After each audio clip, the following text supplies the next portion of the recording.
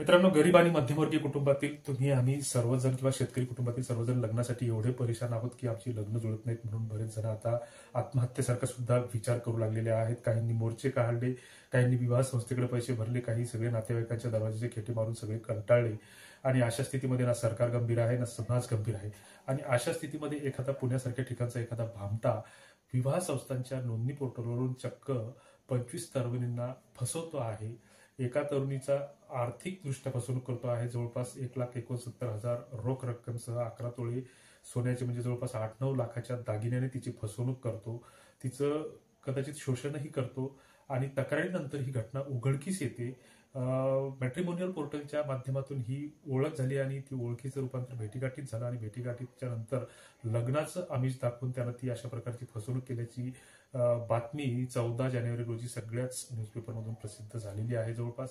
मात्र या घटना सांगण्यामागचा उद्देश हा की या घटनांचं गांभीर्य आपण अजूनही समजून घ्यायला तयार नाही. विशेषतः मुलींच्या पालकांनी याकडे विशेष लक्ष देणं गरजेचं आहे की आपली मुलं मुली ही बाहेर जातात. विशेषतः मुली ह्या भोळ्या असतात, भाबड्या असतात आणि लवकर अशा या टपोरी लोकांच्या जाळ्यामध्ये फसतात. आणि मग फसवणूक झाल्याच्या नंतर किंवा एखादी मुलगी एखाद्या कुटुंबातून पळून जाते किंवा तिच्या सोबत काही एखादी अशी दुर्घटना घडते तर त्यावेळेस ते कुटुंब पूर्णपणे उद्ध्वस्त होत असते. ही गोष्टही आपण समजून घेतली पाहिजे. पहिली गोष्ट तर आम्ही वारंवार सांगत असतो की विवाह ही संस्कृती आणि परंपरा असेल तर पुन्हा आपले पारंपरिक दुवे जे असतील मध्यस्थासारखे ते जिवंत करा आणि त्यांना त्यांची भलावण करा. या विवाह संस्थेच्या नादाला लागू नका. मात्र आपण नको त्या गोष्टींचे पायंडे निर्माण करतो आणि मग काय म्हणतात ते की आपण एक प्रकारे आळशी बनत चाललो आहोत, दुसऱ्यावर डिपेंडंट बनत चाललो आहोत आणि परावलंबी बनण्याच्या आपल्या सवयीमुळे आपण पैसे मोजले की विवाह संस्थेचा आधार घेतो आणि त्याच्यातून मग हवे तसे मनासारखे बायोडाटे पाहायला मिळतात. हा समज कुठेतरी डोक्यात घालतो आणि यातून आपल्या पदरात आपलं काहीच पडत नाही. फसवणुकीसाठी जो काही वापर केला जातो तो विशेषतः जो काही समाजामधला जो काही कमजोर गट असतो तर या कमजोर गटाचा हा वापर यातून केला जातो. म्हणजे बरेच कमजोर गट कुणाला म्हणतात की समाजामध्ये जे काही भोळे भाबडे अडाणी किंवा आर्थिकदृष्ट्या कमकुवत असतात तर ही लोक लवकर लोकांच्या बहकाव्यात येतात. की तथागत गौतम बुद्धांनी आपल्याला सर्वांना सांगितलं की या जगामध्ये कुठलाही देव नाही, तरीही अलीकडच्या काळामध्ये या भुवाबाजीचं एवढं मोठं प्रस्थ झपाट्याने वाढलेलं आहे की त्यावर कोणी जर सांगितलं तर उद्या धर्माच्या विरोधात बोलले म्हणून आमच्या विरोधातच मोर्चे किंवा दगडफेक करायला लोक मागे पुढे करणार नाहीत.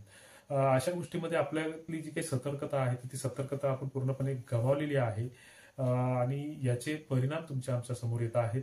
तर अशा ह्या घटना सातत्याने घडत आहेत.